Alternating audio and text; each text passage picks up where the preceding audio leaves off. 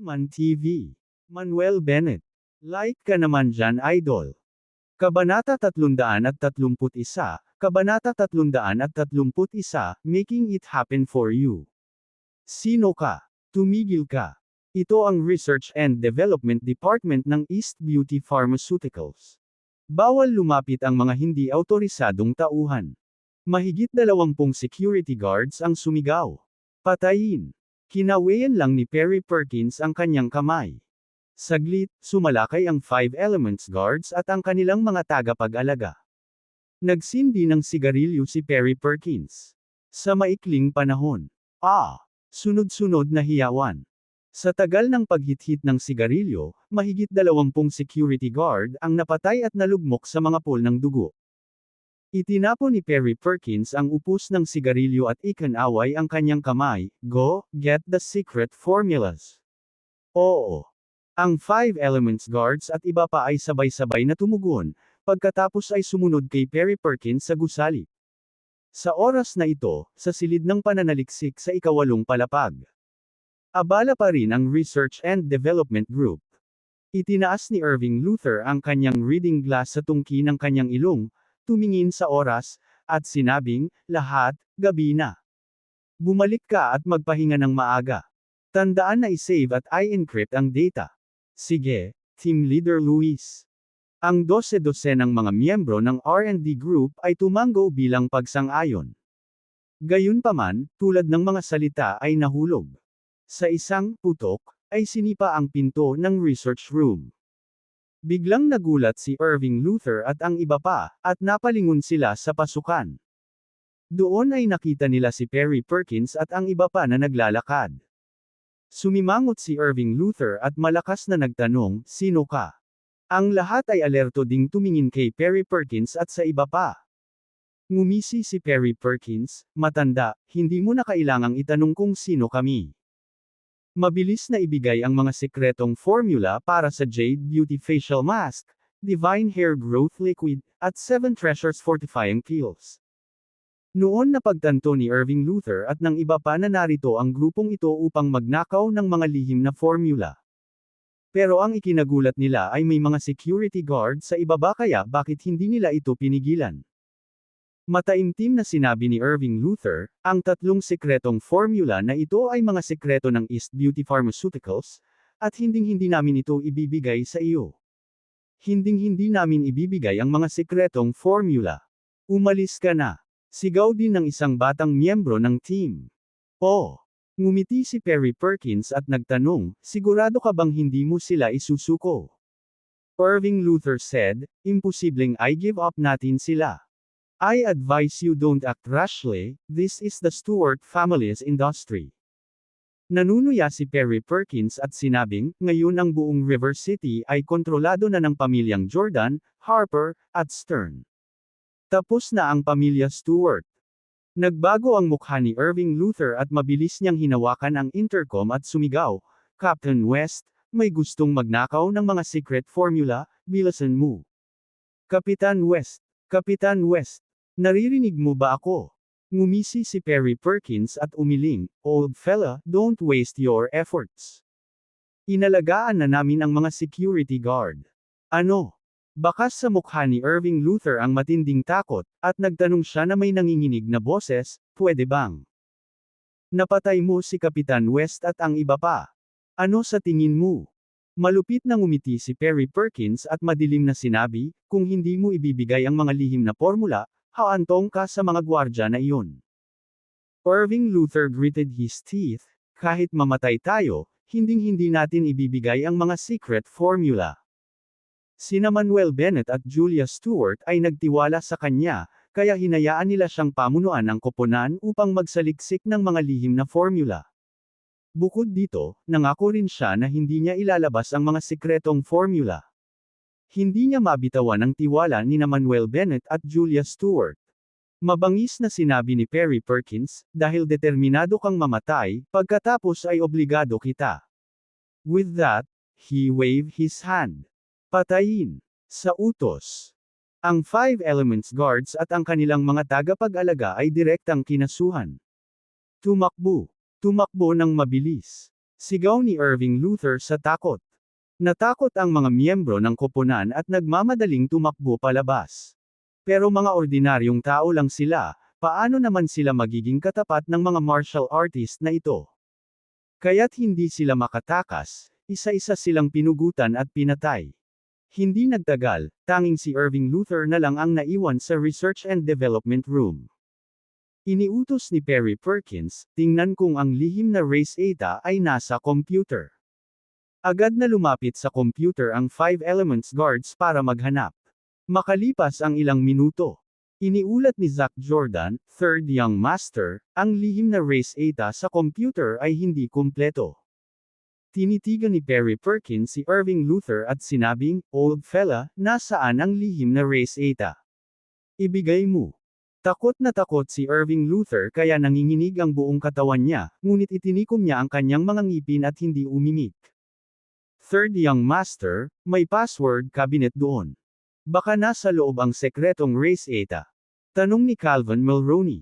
Sinabi ni Perry Perkins, buksan ito at tingnan. Oo. Ang 5 Elements guards ay direktang pumunta upang buksan ang password cabinet. Nagulat si Irving Luther at mabilis na hamarang sa kanilang daan. Tumawa si Perry Perkins, ang lihim na race eta ay talagang nasa cabinet ng password. Bilasan mo, buksan mo. Sumigaw si Irving Luther, hindi mo magagawa ito, hindi mo ito magagawa. Umalis ka na. Galit na umungol si Zach Jordan at sinipa si Irving Luther sa dibdib. Fu. Nagbuga ng dugo, si Irving Luther ay pinalipad pabalik. Dumating si Zach Jordan sa harap ng cabinet ng password, pinakilos ang kanyang tunay na chi, gumawa ng claw gamit ang kanyang kanang kamay, at inindayog ito ng malakas. Sa malakas na tunog ng chila, napunit ang pinto ng password cabinet. Sa sandaling ito, pilit na gumapang si Irving Luther, inabot, at napakapit sa pintuan ng cabinet, hindi mo magawa ito. Naghahanap ng kamatayan. Umungol si Zach Jordan at tinapakan ng malakas ang likod ni Irving Luther.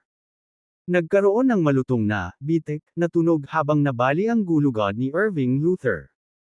Dumura siya ng isang bibig ng dugo, bumagsak sa lupa, at pinaikit ang kanyang mga mata sa kawalan ng pag-asa. Kinuha ni Zach Jordan ang isang USB flash drive mula sa cabinet at sinabing, "Third young master, may nakita akong USB drive. Subukan ito sa computer at tingnan kung nasa loob ang mga lihim na race eta." Tumango si Zach Jordan, saka isinaksak ang USB drive sa computer para tingnan.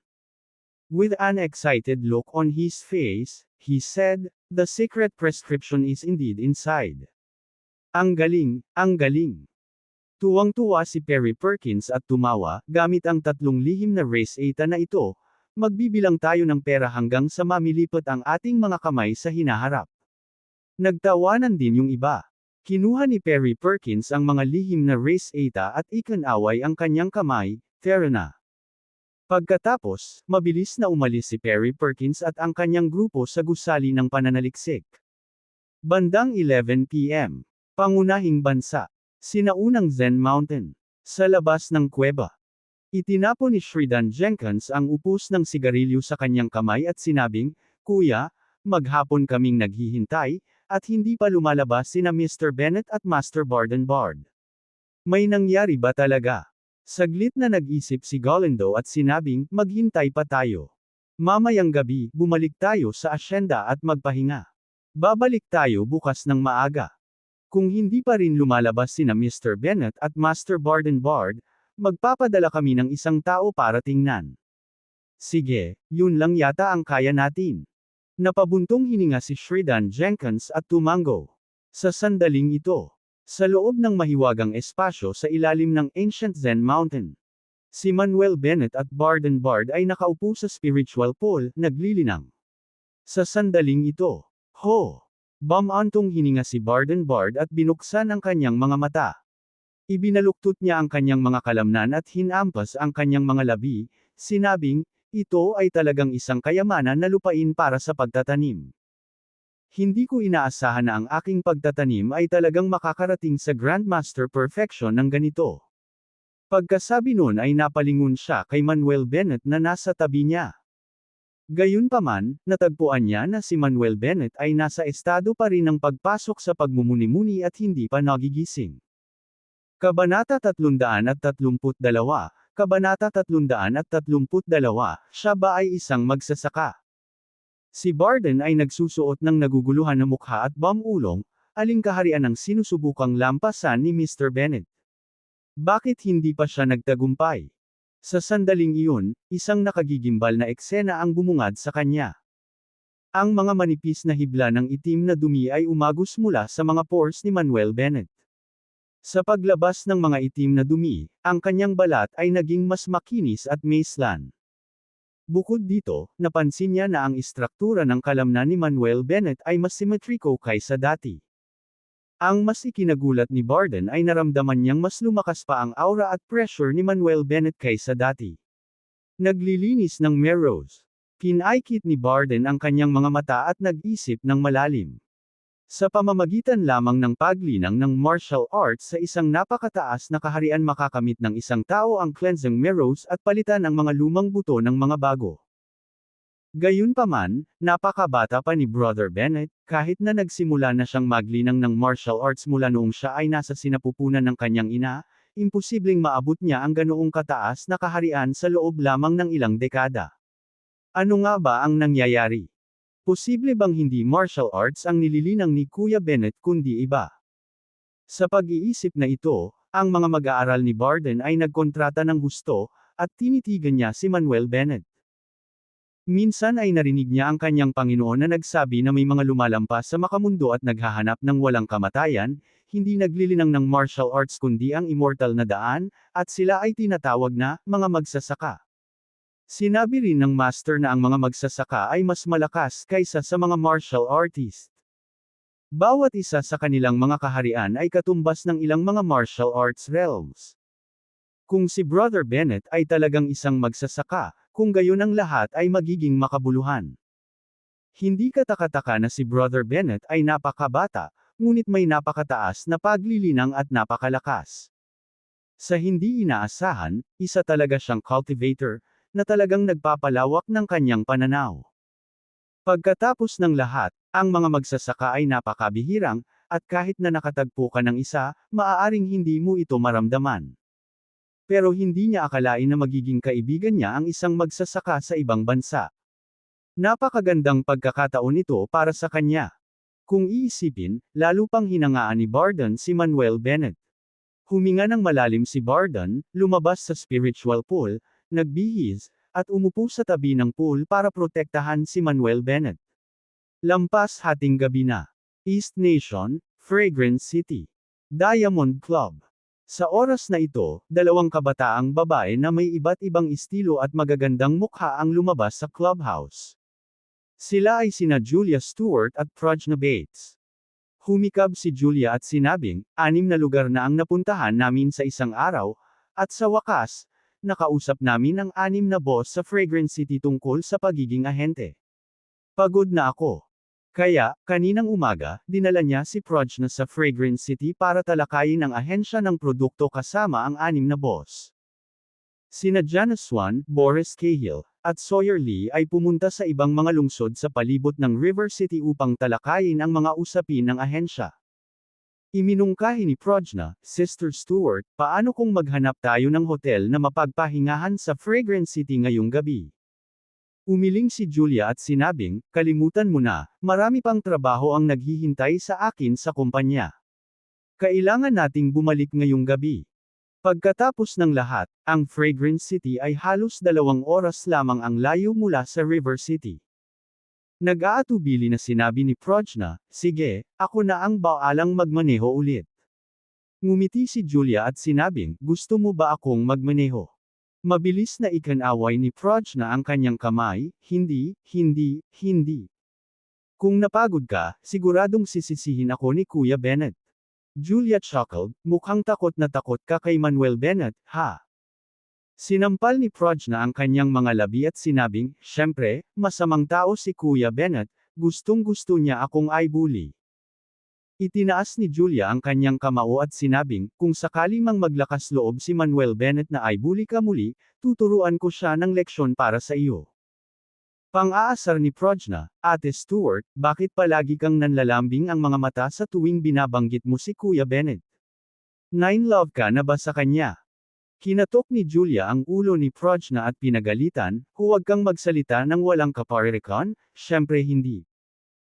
Humajijek si Prajna at sinabing, Sister Stuart, habang itinatanggi mo ito, mas pinatutunayan nito ang iyong konsensya. Nagtaas ng kamao si Julia at nagbanta, magsalita ka, sasampalin kita. Tumawa si Prajna, totoo naman. Inilabas ni Prajna ang kanyang dila at sinabing, kapag bumalik si Mr. Bennett, sasabihin ko sa kanya. Pagkasabi noon ay mabilis na umalis si Prajna.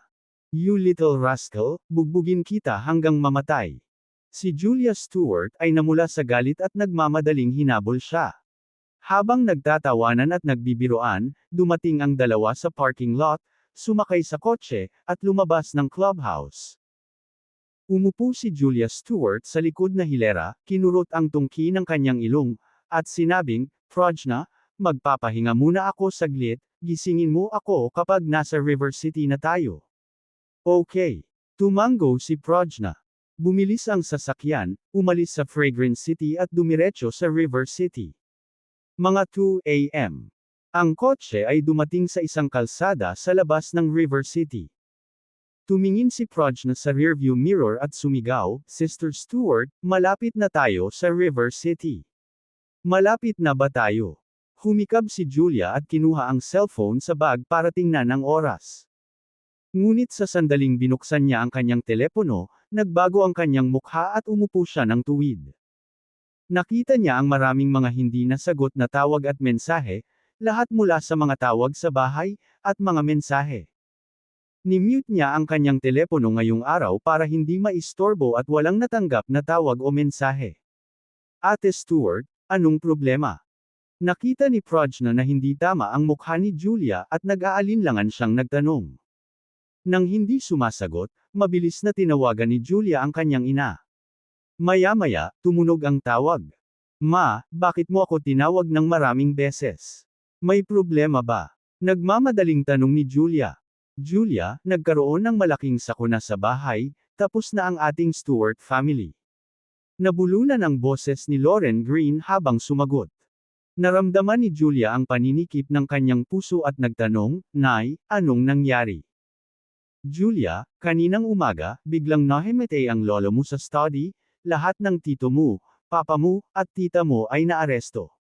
Malungkot na ikinwento ni Lauren Green ang mga pangyayaring naganap ngayon. Matapos marinig ang mga salita ni Lauren, nagsimulang manginig si Julia, paano ito? Paano ito mangyayari? Bakit biglang tatalikuran ng pamilyang Jordan, pamilya Harper, at pamilyang Stern ang ating Stewart family? Lauren Green, natatakot ako na matagal nang nagpaplano ang Jordan, Harper, at Stern families. Namula ang mga mata ni Julia, at sinabi niya, Nay, huwag kang mag-alala, babalik ako kaagad. Nag-aalalang sabi ni Lauren Green, No, don't come back. Silas Jordan ay nasa River City na naghihintay sa iyo. Kung babalik ka, siguradong lalakad ka sa bitag niya. Bilasan mo at umalis sa River City, huwag ka nang bumalik. Hanggat nariyan ka, may pag-asa pa ang Stewart family natin. Tumulo ang luha ni Julia, Nay, paanong hindi ako makakabalik na may ganito kalaking sakuna sa bahay? Buti hindi ka na bumalik, bilasan mo tumakbo, tumakas. Pagkasabi noon ay ibinaba na ni Lauren ang telepono. Panay ang tingin ni Julia sa phone niya at humikbi ng malakas. Mabilis na pinaharurot ni Prajna ang sasakyan sa gilid ng kalsada at nagtanong na may pagtataka, ano ang nangyayari, Sister Stuart? Bakit ka umiiyak? Si Julia, na may bahid ng luha, ay nabulunan, ang aming Stuart family ay nasa problema. Ang Maddox family ay nasa problema din. Ang pamilyang Jordan, pamilya Harper, at pamilyang Stern ay nagsanib puwersa para kunin ang aming pamilyang Stewart at mga ari-arian ng pamilyang Maddox, at nahuli si Uncle at ang iba pa. Ano? Namutla ang mukha ni Prajna, at ikinuyom niya ang kanyang mga kamao, damn it, how could this happen? Just one day, and such a big disaster has happened. Kabanata 333, Kabanata 333, lumapit, at mamatay. Huminga ng malalim si Prajna at sinabing, Sister Stuart, tawagan ka agad si Mr. Bennet at sabihing bumalik siya sa lalong madaling panahon. Hanggat babalik si Mr. Bennet, may pagkakataon pa tayong baguhin ang mga bagay-bagay. Okay. Inilabas ni Julia Stewart ang kanyang mobile phone na may nanginginig na mga kamay at dinial ang numero ni Manuel Bennett. Ngunit hindi niya maabot ang numero nito. Ilang beses pa niyang sinubukan, ngunit hindi pa rin siya makalusot. Nagpanik si Julia Stewart, hindi ako makalusot. Hindi ako makalusot kay Mr. Bennet. Prajna, ano ang dapat kong gawin ngayon? Ano ang dapat kong gawin? Sa sandaling ito, tumulo ang mga luha ni Julia Stewart sa kanyang mukha, nanginginig ang kanyang katawan, walang magawa. Ang kanyang lolo ay bumagsak, ang kanyang panganay na tiyuhin, ama, at tiyahin ay nahuli na lahat, at hindi niya alam kung ano ang gagawin ngayon. Bakit hindi ka makalusot? Malakas na hinampas ni Prajna ang manibela, Mr. Bennet, what on earth are you doing? Bakit wala ka rito kapag si Sister Stuart ang higit na nangangailangan sa iyo? Matapos mailabas ang kanyang emosyon, nabawi ni Prajna ang kanyang kalmado, Sister Stuart, hindi talaga tayo makakapunta ngayon sa River City, kailangan nating umalis sa lugar na ito ng mabilis. Gagawa tayo ng mga plano kapag bumalik si Mr. Bennet. Sinubukan din ni Julia Stewart na kumalma, na nagsasabing, okay, let's go. Pinaandar ni Prajna ang sasakyan, at nang siya ay liliko na. Biglaan. Lumitaw sa harap nila ang 5 itim na business car. Bago pa makatalikod si Prajna, ang 5 itim na sasakyang pangnegosyo na iyon ay nakabak sa kanila. Nagulat si Prajna at sinabing, hindi maganda. Natatakot ako na sila ay mga taong ipinadala ng pamilyang Jordan upang harangan tayo. Maya-maya, huminto ang mga sasakyan. Nang bumukas ang pinto ng sasakyan, lumabas ang isang grupo ng matangkad at matipunong lalaki at naglakad patungo sa kanila. Nagdilim ang mukha ni Prajna, at sinabing, Sister Stuart, bilasan mo at kontakan si Mr. Tolkien, hilingin sa kanya na pumunta at tumulong.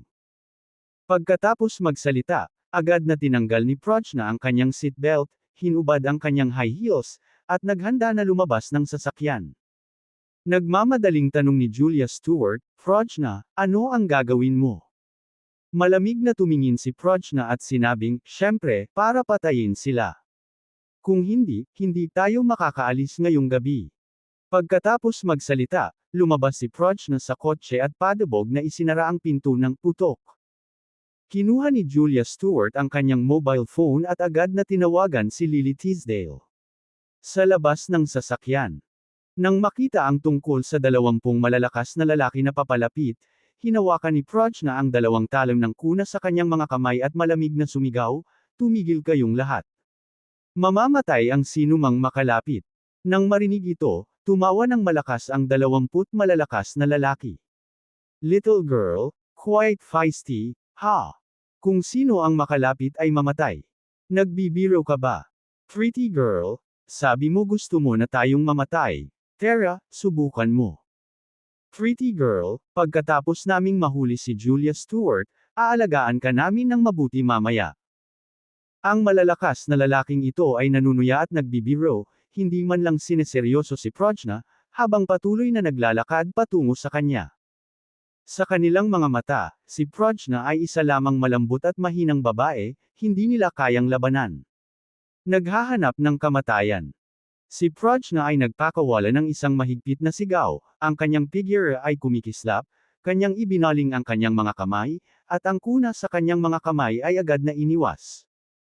Ang susunod na segundo, tinakpan ng 2 malalakas na lalaki ang kanilang laslas na lalamunan at bumagsak sa lupa, mabilis na namatay. Sa isang iglap, ang iba pang malalakas na lalaki ay natakot at hindi nang ahas na humakbang muli. Noon lang nila namalayan na naloko na pala sila sa hitsura ng babaeng nasa harapan nila.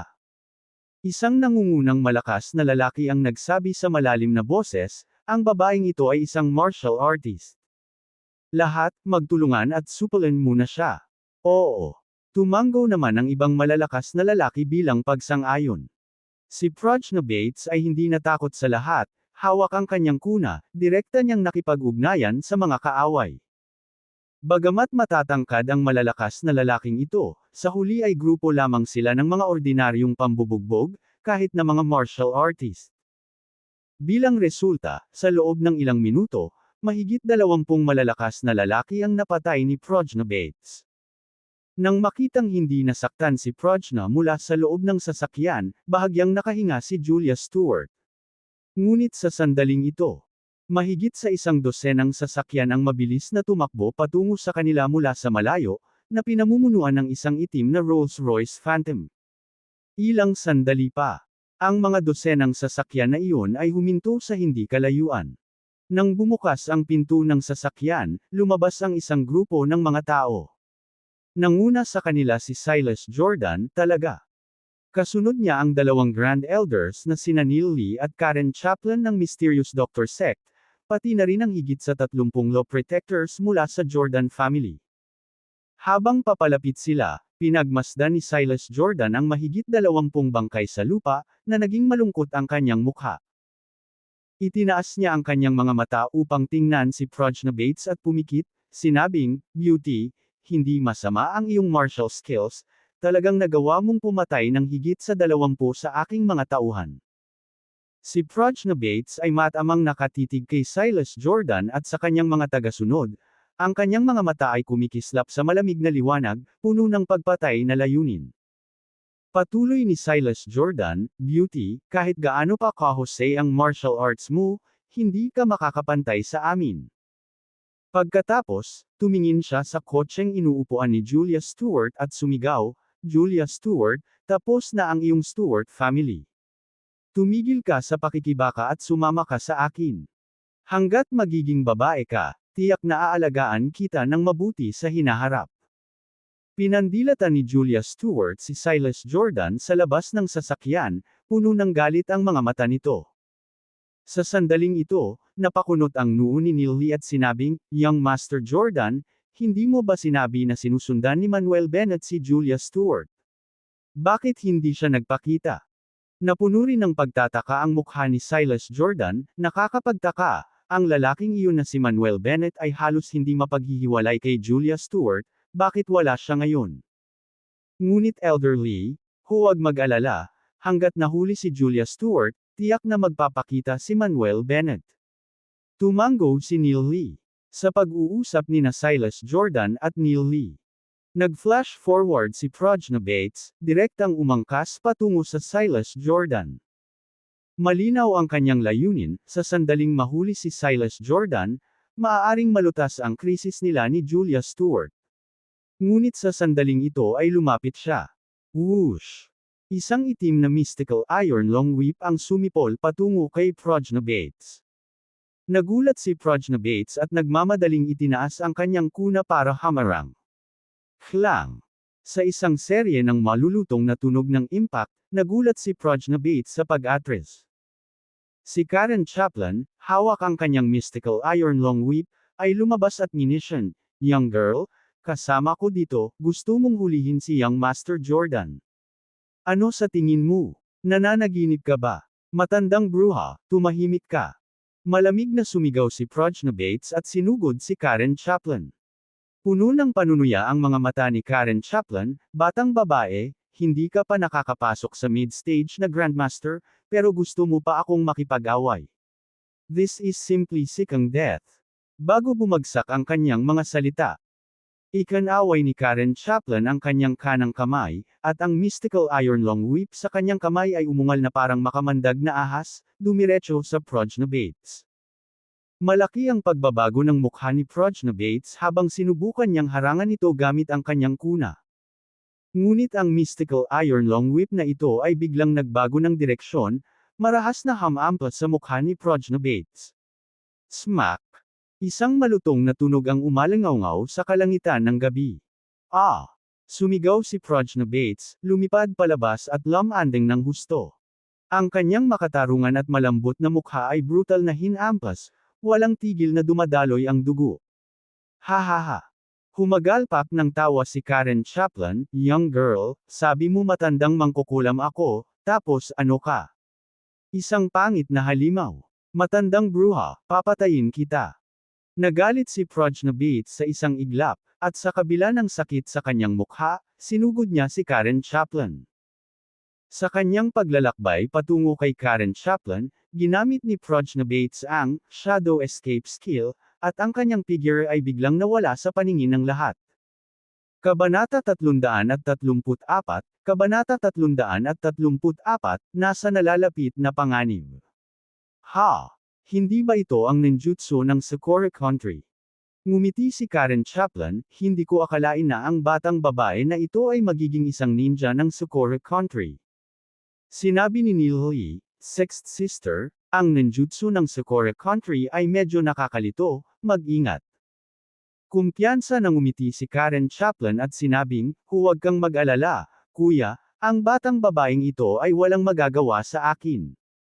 Sa sandaling iyon nang magsalita si Karen Chaplin, biglang lumitaw ang figure ni Prajna Bates sa likod ni Karen Chaplin, diretsyong inindayog ang kanyang kuna, tumutusok sa leeg ni Karen Chaplin.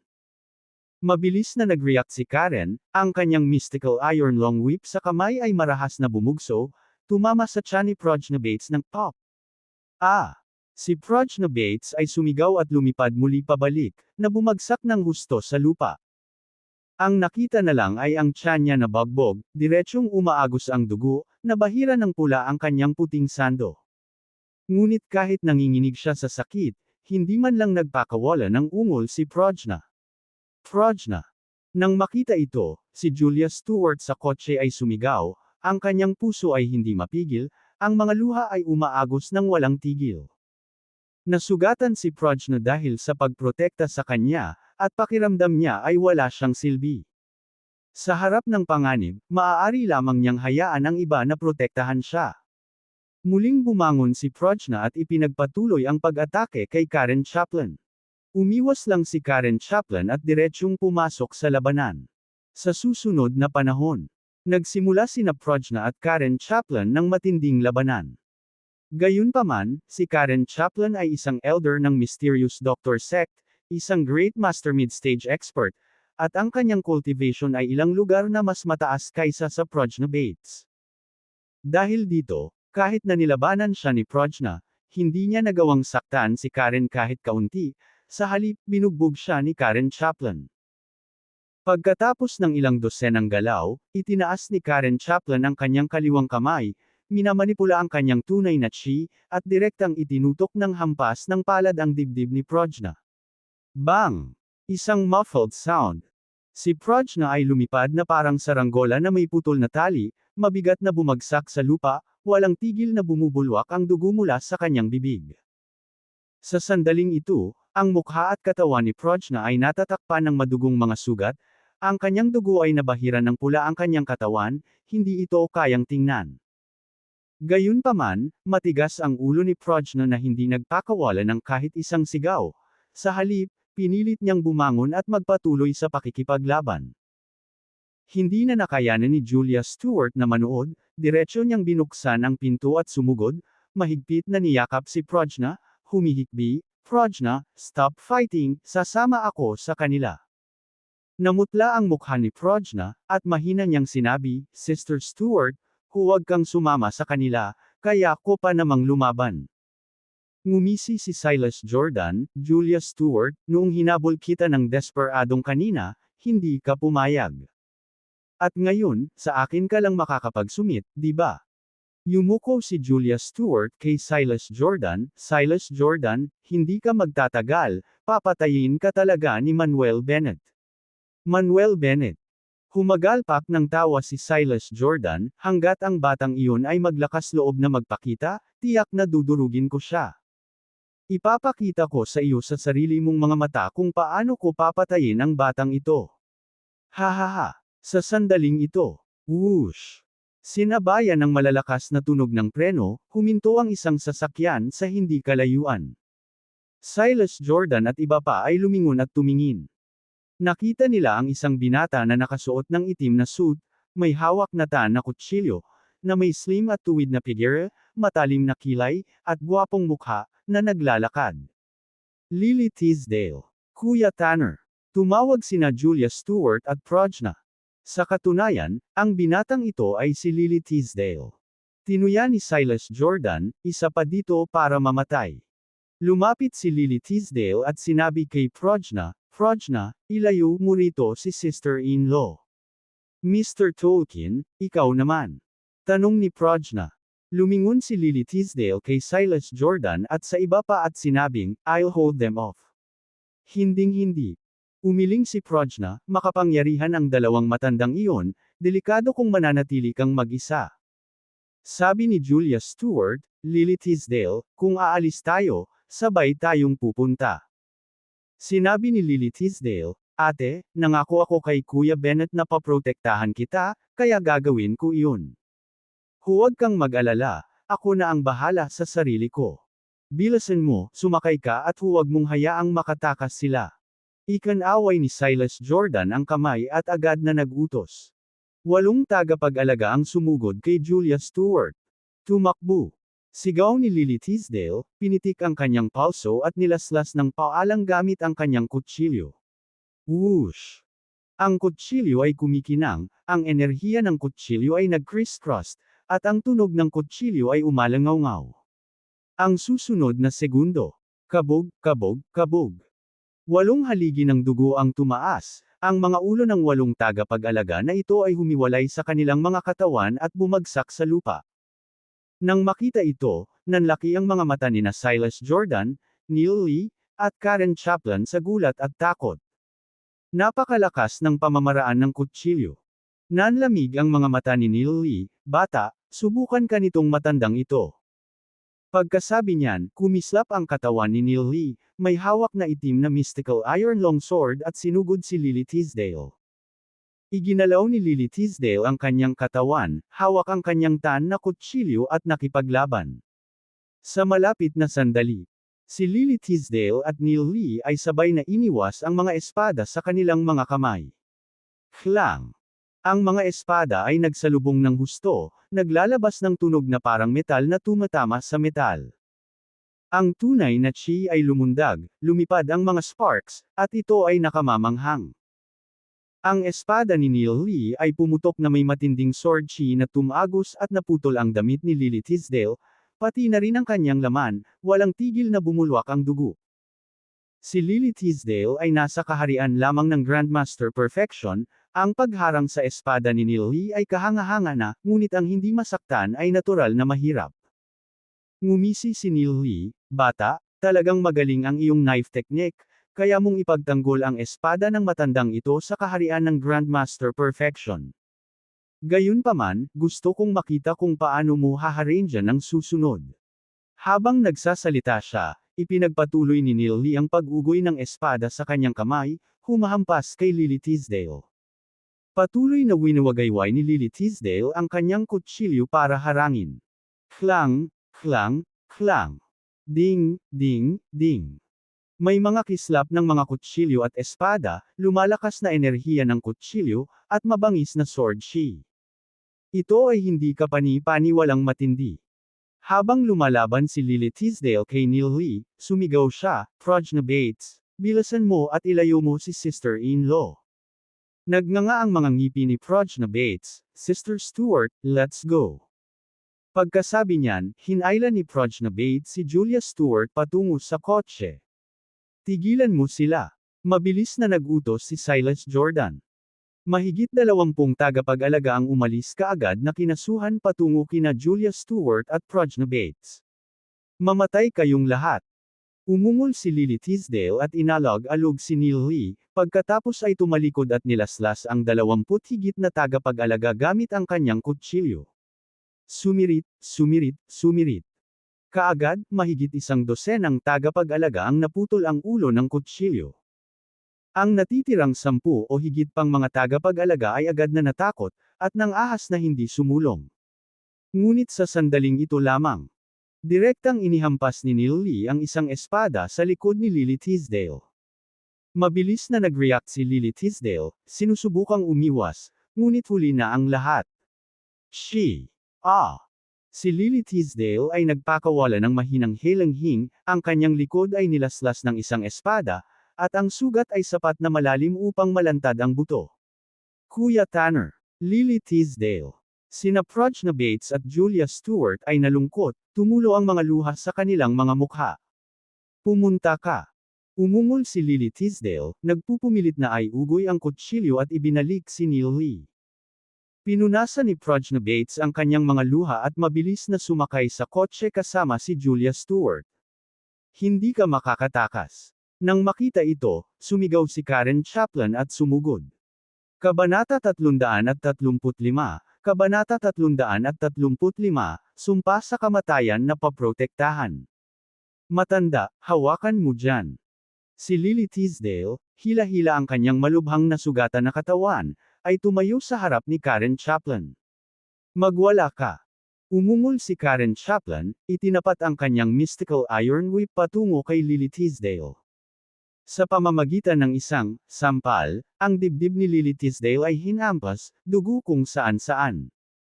Gayunpaman, ginamit ni Lily Teasdale ang kanyang kaliwang kamay upang mahigpit na hawakan ang mystical iron whip ni Karen Chaplin. Dugo ang kanyang mukha, para siyang demonyong sumulpot sa impyerno. Mamatay! Sigaw ni Karen Chaplin, hinampas ang kaliwang kamay kay Lily Teasdale. Samantala, inihagis ni Neil Lee ang kanyang espada na tumututok sa ulo ni Lily Teasdale. Thud! Klang! Pinakilos ni Lily Teasdale ang kanyang tunay na chi sa loob ng kanyang katawan, gamit ang kanyang dibdib upang tiisin ang sampal ni Karen Chaplin. Pagkatapos ay ibinaba niya ang kanyang espada upang ipagtanggol laban sa talam ni Neil Lee. Lumuwa siya ng isang subo ng dugo at umungal, kung gusto ninyong dalawang matandang lalaki na sunggaban ang aking hipag, kailangan ninyong tumapak muna sa aking patay na katawan. Mr. Tolkien. Mr. Tolkien. Ilang beses na umiiyak si Miss Prajna Bates, pagkatapos ay pinaandar ang kotse at pinaandar si Julia Stewart. Patayin. Nang makitang tumakas sina Julia Stewart at Prajna Bates, galit na galit sina Neil Lee at Karen Chaplin, at ipinagpatuloy ang kanilang pagsalakay kay Lily Teasdale. Si Lily Teasdale ay pinilit na umatras ng hakbang-hakbang, ang kanyang mga pinsala ay patuloy na lumalala. Kahit na ang isang malakas na tao na tulad niya ay hindi makalaban sa pinagsamang pagsisikap ng dalawang mid-stage Grandmaster experts. Ang tanging magagawa na lang niya ngayon ay magnganga ng ngipin at kumapit para sa mahal na buhay. Ang kanyang misyon ay bumili ng oras para makatakas sina Prajna Bates at Julia Stewart. Patayin ang batang ito, patayin. Si Silas Jordan ay tila baliw, umaatungal sa galit. Ang mga natitirang gwardya ay sumugod din kay Lily Teasdale. Isang matinding bloodbath ang biglang naganap. Samantala, malayong pinaharurot ang sasakyan. Sumulyap si Prajna Bates sa rearview mirror at nakita niya si Lily Teasdale na pinalilibutan at sinasalakay. Tumalsik ang dugo kung saan-saan, at basang-basa siya doon. Isang matinding sakit sa puso ang bumalot sa kanyang dibdib, na nagpapahirap sa paghinga. Nasaksihan din ni Julia Stewart ang eksenang ito, at napuno siya ng kalungkutan. Inilagay ni Lily Teasdale ang buhay sa linya upang payagan silang makatakas, na nag-iisang pinipigilan ang isang barrage ng malalakas na kaaway. Halos tiyak na nila na hindi makakarating si Lily Teasdale. Sumigaw si Prajna Bates, Mr. Bennet, kung hindi mo ipaghiganti si Mr. Tolkien sa pamamagitan ng pagpuksa sa mga halimaw na ito, lalabanan ko ito hanggang sa mapait na wakas sa iyo. Bandang 3:00 ng madaling araw. Sa East Lake Villa District. Sa loob ng sala ng Villa No. 3.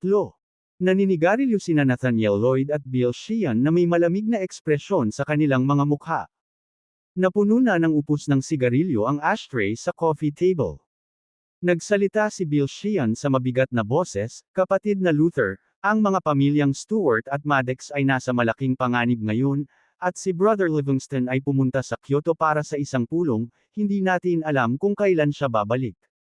Si Seth Jordan ang kumokontrol sa amin, at si Mr. Bennet ay wala sa River City. Ano ang dapat nating gawin?"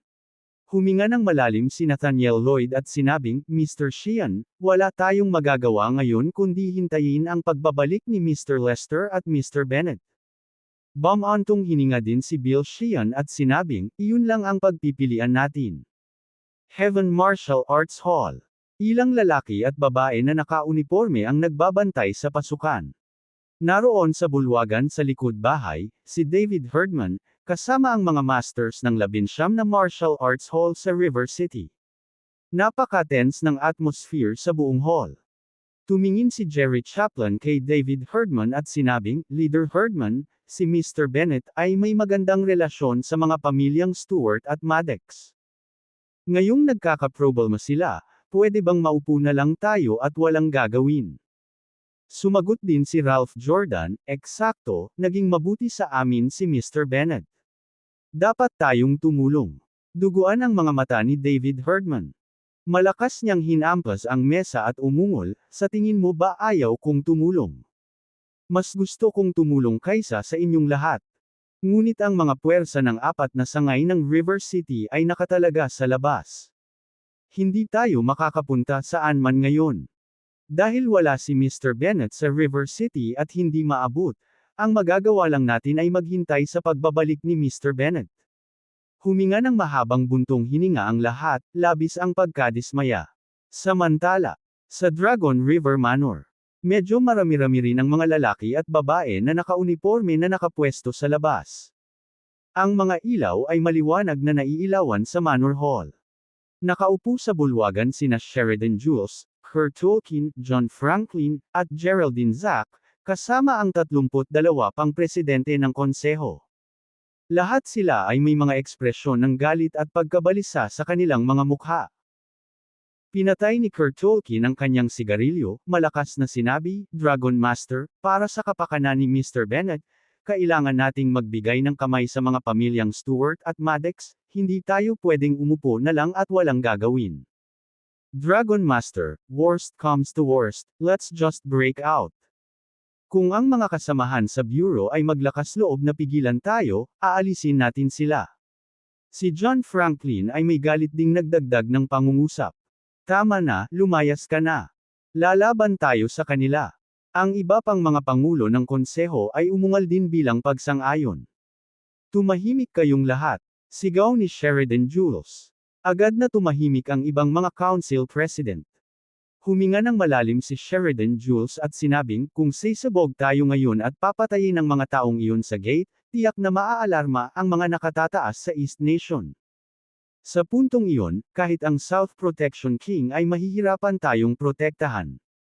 Geraldine Zack said, Dragon Master, what should we do now? Hindi pwedeng wala lang. Nag-isip sandali si Sheridan Jules at sinabing, makikipag-ugnayan ako kay South Protection King at tingnan kung ano ang kanyang opinyon. Dahil dito, tumawag si Sheridan Jules kay Rebecca Stone. Ilang sandali pa ay tumunog ang telepono bago ito sinagot. Sheridan Jules, ano bang problema mo at late mo akong tinawagan? Dumating ang hindi nasisiyahang boses ni Rebecca Stone. Magalang na sumagot si Sheridan Jules, humihingi ako ng paumanhin sa pagtawag sa iyo sa ganoong oras, South Protection King. Ngunit, mayroong isang malaking sitwasyon sa River City na nangangailangan ng iyong desisyon. Sinabi ni Rebecca Stone, ano ang nangyari sa River City, pakinggan natin. Ganito ang sitwasyon. Walang itinago si Sheridan Jules at sinabi niya kay South Protection King ang nangyari sa River City sa buong araw. Matapos makinig sa ulat ni Sheridan Jules, tumahimik si Rebecca Stone. Makalipas ang ilang minuto. Sa wakas ay nagsalita si Rebecca Stone, ligtas na ba sina Julia Stewart at Prajna Bates ngayon? Sumagot si Sheridan Jules, narinig kong wala si Miss Stewart at Miss Prajna Bates sa River City, dapat ay nakatakas sila. Nakahinga ng maluwag si Rebecca Stone, since Julia Stewart and Prajna are okay, you guys should just wait. Teka ano? Naguguluhang tanong ni Sheridan Jules. Sinabi ni Rebecca Stone, hintayin ang bastard na si Manuel Bennet na bumalik at kontrolin ang sitwasyon. Kumunot ang noo ni Sheridan Jules, ngunit hindi pa bumabalik si Mr. Bennet, at kahit na bumalik siya, mahihirapan siyang makitungo sa tatlong nangungunang pamilya ng pamilyang Jordan, Harper, at Stern. Si Rebecca Stone ay same time na nagsalita, kung ang bastard na iyon ay hindi man lang masakop ang isang River City, paano niya mamanahin ang aking posisyon sa hinaharap o maging number one person ng East Nation? Hintayin mo siyang bumalik, pagkatapos ay maaari mong sundin ang kanyang mga utos. Maingat na tanong ni Sheridan Jules, paano kung hindi kayanin ni Mr. Bennett? Siya naman ang junior brother ko. Kung hindi niya kakayanin, natural akong papasok. Ako, si Rebecca Stone, ay hindi papayag na may mangbuli sa aking nakababatang kapatid. Sige, yun lang. Makipag-ugnayan sa akin kung ano man ang dumating. Oo. Tumango si Sheridan Jules bilang tugon. Pagkatapos ng tawag sa telepono, sabik na nagtanong si Kurt Tolkien, ano ang sinabi ng South Protection King? Inutusan tayo ng South Protection King na hintayin ang pagbabalik ni Mr. Bennett. Walang magawang umiling si Sheridan Jules, kaya maghintay pa tayo.